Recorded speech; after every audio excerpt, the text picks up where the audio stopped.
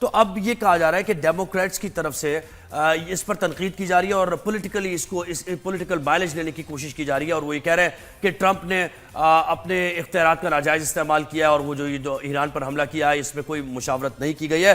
Impeachment کی تحریک بھی لانے کی کوشش کی گئی ہے اور امپیچمنٹ کی تحریک ناکام ہو گئی ہے اس میں۔ جی بالکل ایسا ہی ہے، ناکام ہو گئی، ڈیموکریٹس کی طرف سے امپیچمنٹ کی تحریک لانے کی کوشش کی گئی اور وہ ناکام ہو گئی، وہ ریزولوشن۔ وہاں کے لوگ کہہ رہے ہیں کہ جی ان کے اوپر بھی قرضے ہیں، یو ایس بھی جو ہے ان کو جنگ افورڈ نہیں کر سکتے، تو کیوں ٹیکس پیئرز کی جو منی ہے، جو پیسہ ہے، وہ جنگوں پہ لگ رہا ہے۔ بالکل ایسا ہی ہے، اور دوسری طرف ایران کی طرف سے کہا جا رہا ہے کہ جو ان کا موقف ہمیشہ سے رہا ہے کہ ان کے جو جوہری اثاثے تھے، ان 3 جو سائٹس پر انہوں نے حملہ کیا اس سے پہلے وہ اس کو شفٹ کر چکے تھے، تو ان کو کوئی نقصان نہیں ہوا ہے۔ ہاں اگر اسرائیل دوبارہ حملہ کرتا ہے تو وہ دوبارہ حملے کے لیے تیار ہیں۔ اس وقت آیا ایکسپرٹ ہم وقائی صاحبہ نے ہمیں جوائن کیا ہے، بہت شکریہ آپ نے ہمیں وقت دیا۔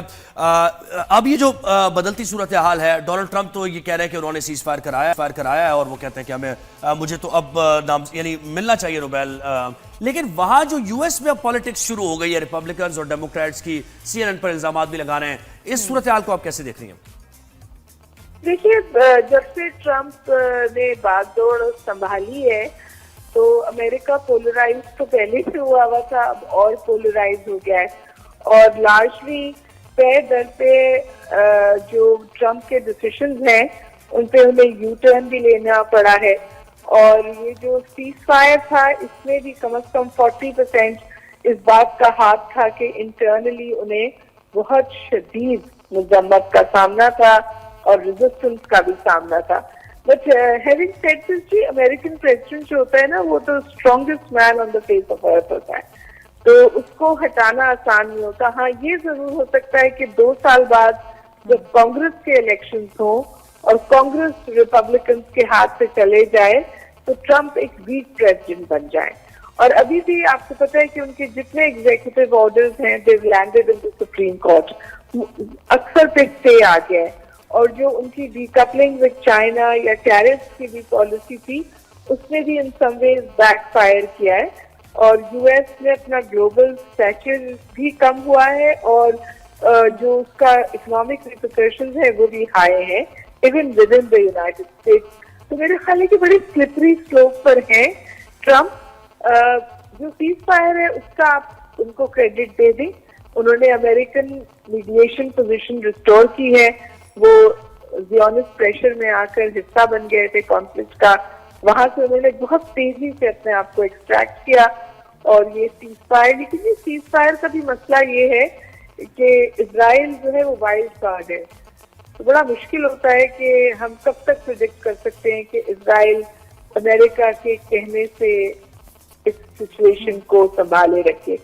اسرائیلی پرائم منسٹر کے بھی بہت پریشر ہے، تو ویری ڈیفیکلٹ سچویشن، اس پر پریڈکشن بہت مشکل ہے۔ تو ڈاکٹر صاحب آپ کو کیا لگتا ہے، آپ کے اپنے اوپینین میں، کہ Trump is ambassador of war یا پیس؟ ان کو واقعی اگر دنیا میں امن چاہیے تھا تو پہلے تو غزہ کی بمبنگ رکواتے، وہاں سیز فائر کراتے، وہ ہوا نہیں، اور جب سے یہاں آئے ہیں تب سے جنگ ہی چل رہی ہے، تو آپ کو کیا لگتا ہے؟ سیز فائر کرانا اتنا آسان نہیں ہے، ہم سب کو پتا ہے کہ وائٹ ہاؤس میں جو راستہ ہے وہ ایک بہت پاورفل جیو لابی ہے امریکہ، اس سے ہو کر گزرتا ہے، تو اوور نائٹ تو کچھ بھی نہیں ہو سکتا تھا، اور پھر ٹرمپ بھی بہت آرڈنٹ سپورٹر ہیں اسرائیل کے اور اسرائیلی پرائم منسٹر کے، اور جس جنگ کو وہ روکنے کے بارے میں اپنے مینیفیسٹو میں کہتے تھے وہ یوکرین رشین وار تھی، اور وہاں پر بھی اس جنگ کو وہ نہیں رکوا پائے، تو لہٰذا انڈیا پاکستان اور اب ایران اسرائیل کا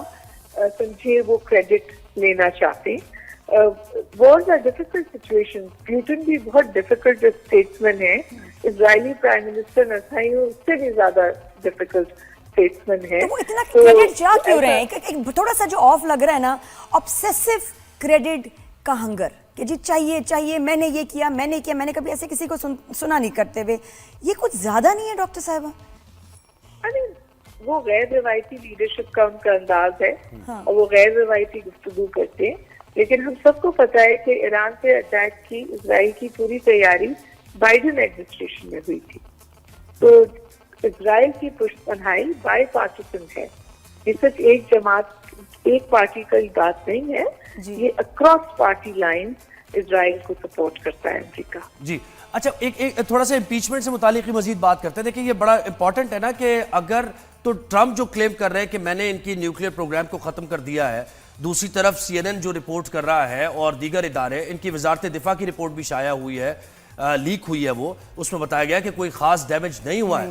تو یہ تو بڑا کرٹیکل ہو جائے گا ڈونلڈ ٹرمپ کے لیے کہ اگر یہ پروف ہو جاتا ہے تو ان کی تو پاپولیرٹی ختم ہو جائے گی اور مزید ان کو ٹربل فیس کرنا پڑے گا.